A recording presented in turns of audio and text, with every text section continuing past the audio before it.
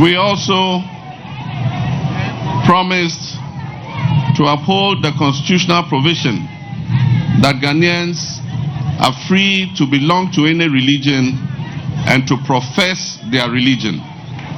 Professing our religion includes how we dress. And so in that vein, we will protect the rights of Muslim women to wear their hijabs wherever.